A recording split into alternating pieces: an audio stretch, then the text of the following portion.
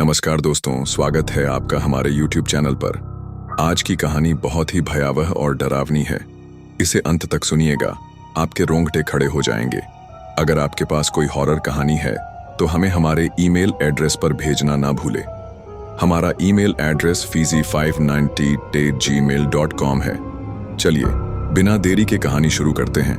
रात का सन्नाटा चीरती हुई एक पुरानी कार मध्य प्रदेश और तेलंगाना को जोड़ने वाले सुनसान हाईवे पर धीरे धीरे चल रही थी। घने जंगल की साए में डूबी सड़क पर केवल कार की हेडलाइट्स की मध्यम रोशनी थी। 35 साल की सावित्री गाड़ी चला रही थी, उसका चेहरा थकान और दृढ़ता का मिश्रण लिए हुए।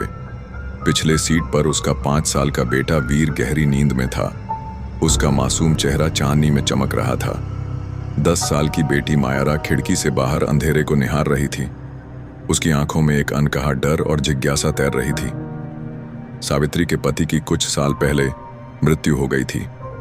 वह अपने बच्चों के साथ तेलंगाना के अपने पैतृक गांव लौट रही थी, जहां वह एक शांत, सादगी भरी जिंदगी की तलाश में थी। जंगल की सड़क पर एक अजीब सी ठंडक थी, जैसे हवा में कोई अनजानी साए की मौजूदगी हो। सन्नाटा इतना गहरा था कि सावित्री को अपनी सांसों की आवाज भी सुनाई दे रही थी। दूर दूर तक कोई दूसरी गाड़ी या इंसान का नामो निशान नहीं था। अचानक सावित्री के सिर में तेज दर्द उठा। पहले उसने सोचा शायद लंबी ड्राइव की थकान है, लेकिन दर्द बढ़ता गया, जैसे कोई अदृश्य ताकत उसकी खोपड़ी को भीतर से मरोड़ रही हो। तभी मायरा ने अपनी पीठ पकड़ी और दर्द से चीख पड़ी। उसकी आवाज ने सन्नाटे को चीर दिया। वीर भी नींद से जागकर रोने लगा, चिल्लाने लगा कि कोई उसका पैर जकड़ रहा है। सावित्री का दिल जोर जोर से धड़कने लगा। उसने घबराहट में कार की ब्रेक मारी। कार एक झटके से रुकी। चारों तरफ घना अंधेरा था। सावित्री ने पलटकर देखा तो उसके होश उड़ गए। उसके बच्चों के शरीर को जैसे पेड़ की टहनियों जैसी कोई चीज जकड़ रही थी।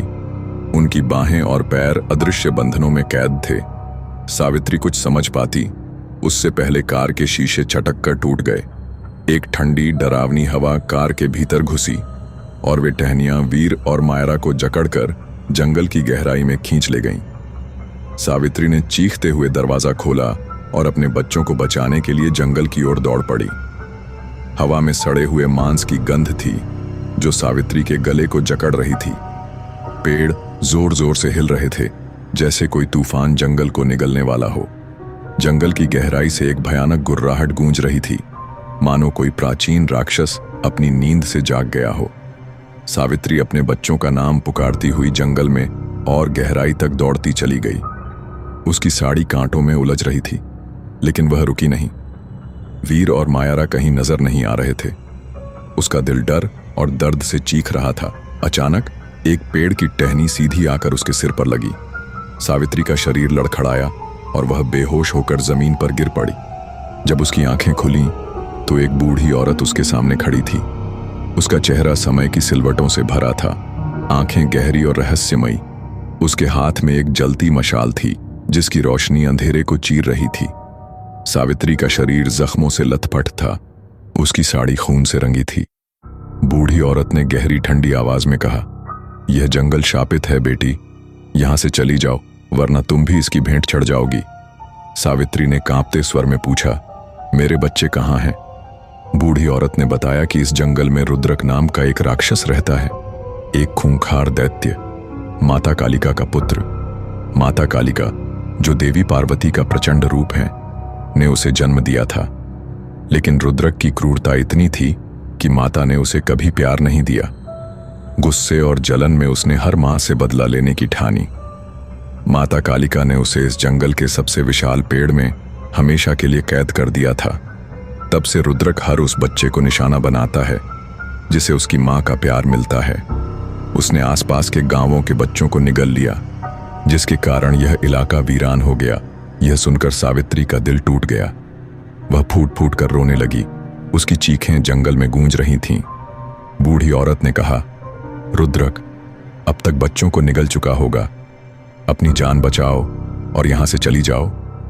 लेकिन सावित्री ने आंखों में आग और दिल में अटल हिम्मत के साथ कहा, मैं एक मां हूं, अपने बच्चों को छोड़कर कहीं नहीं जाऊंगी, चाहे मेरी जान चली जाए।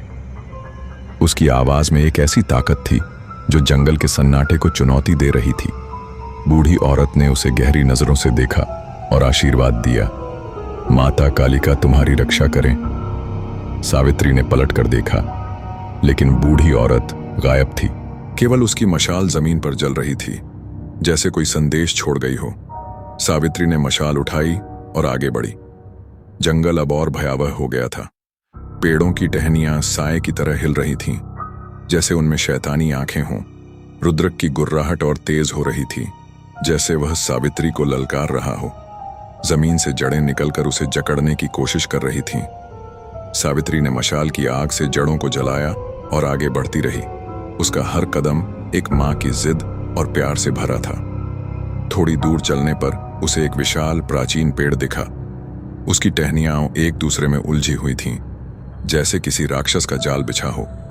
एक बड़ा सा गुच्छा हवा में लटक रहा था और उसमें से वीर और मायरा की दर्द भरी चीखें आ रही थीं। दोनों टहनियों में जकड़े हुए थे। उनके चेहरे डर और दर्द से पीले पड़ गए थे। अचानक हवा थम गई, चांद की रोशनी गायब हो गई और जंगल में घना अंधेरा छा गया। केवल दो लाल आंखें अंधेरे में चमक रही थीं। रुद्रक, उसका शरीर लकड़ी और साए का मिश्रण था। मुंह से लाल लार टपक रही थी, जैसे वह खून का प्यासा हो। वह सावित्री के सामने खड़ा था, उसके बच्चों को निगलने को तैयार। सावित्री बिना डरे आगे बढ़ी, लेकिन रुद्रक ने टहनियों से उसे जकड़ लिया और हवा में उठा लिया। मशाल उसके हाथ से छूटकर जमीन पर गिर पड़ी। टहनियां और टाइट हो रही थीं। सावित्री का दम घुटने लगा। उसकी आंखें धीरे धीरे बंद होने लगीं, लेकिन वह अपने बच्चों को देख रही थी, जो रुद्रक के चंगुल में छटपटा रहे थे। तभी अंधेरे में बूढ़ी औरत फिर प्रकट हुई। आकाश में बिजली कड़की और वह एक भयानक तेजस्वी देवी में बदल गई। उसकी आंखों में अग्नि थी और उसकी मौजूदगी से जंगल कांप उठा। रुद्रक ने उसे देखकर क्रोध में दहाड़ मारी। जंगल में तूफान उठ खड़ा हुआ। पेड़ एक एक कर गिरने लगे। सावित्री की आंखें बंद होने को थीं। उसने आखिरी बार अपने बच्चों का नाम पुकारा। उसकी चीख एक मां की पुकार थी, जो जंगल के हर कोने में गूंज उठी। अचानक उसकी आंखें फिर खुलीं, लाल अग्नि की तरह जलती हुई। उसके भीतर एक अलौकिक शक्ति जाग उठी, जैसे माता कालिका स्वयं उसमें समा गई हों। उसने एक और गुहार लगाई और पेड़ की सारी टहनियां छटककर टूट गईं। सावित्री आजाद हो गई। उसने जमीन पर पड़ी मशाल उठाई और रुद्रक के उस विशाल पेड़ की जड़ों में आग लगा दी। आग की लपटें तेजी से फैलीं। रुद्रक दर्द में चीखने लगा। उसकी गुर्राहट जंगल में गूंज रही थी। टहनियों का गुच्छा खुल गया और वीर व मायरा जमीन पर गिर पड़े। देखते देखते वह विशाल पेड़ जलकर राख हो गया और रुद्रक का अंत हो गया। उसकी चीखें धीरे धीरे सन्नाटे में विलीन हो गईं। सावित्री को चक्कर आया और वह जमीन पर गिर पड़ी। तभी माता कालिका प्रकट हुई। उनकी आंखों में करुणा थी और उनके हाथ में एक अलौकिक प्रकाश। उन्होंने सावित्री के सिर पर हाथ रखा और उगते सूरज की रोशनी में समा गईं। सावित्री और उसके बच्चों के जख्म चमत्कारिक रूप से गायब हो गए। वीर और मायरा होश में आए, लेकिन उन्हें कुछ याद नहीं था। सावित्री ने उन्हें गले लगाया। उसकी आंखों में आंसुओं के साथ राहत थी। वह अपने बच्चों को लेकर जंगल से बाहर निकल आई। सुबह हो चुकी थी। पेड़ शांत खड़े थे, जमीन ठंडी थी और हवा में अब वह सड़ी गंध नहीं थी। उस रात एक मां ने अपने बच्चों को मौत के मुंह से खींच लिया था। उसने दुनिया को बता दिया कि एक मां की ताकत, उसका प्यार और उसकी हिम्मत से बड़ा कोई राक्षस नहीं। उसकी पुकार ने न केवल रुद्रक का अंत किया, बल्कि यह भी साबित किया कि मां का दिल एक ऐसी शक्ति है जो हर अंधेरे को चीर सकती है। दोस्तों, यह रही आज की कहानी। आपको यह कहानी कैसी लगी हमें कमेंट करके जरूर बताएं। कहानी पसंद आई हो तो वीडियो को लाइक करें और चैनल को सब्सक्राइब करें। इसी तरह की कहानी सुनने के लिए हमारी हॉरर प्लेलिस्ट को भी चेक करना ना भूलें। अगर आपके पास कोई हॉरर कहानी है तो हमें हमारे ईमेल एड्रेस पर भेजना ना भूलें। हमारा ईमेल एड्रेस fizi598@gmail.com है। जल्दी मिलते हैं एक नई कहानी में। तब तक अपना ख्याल रखें। धन्यवाद।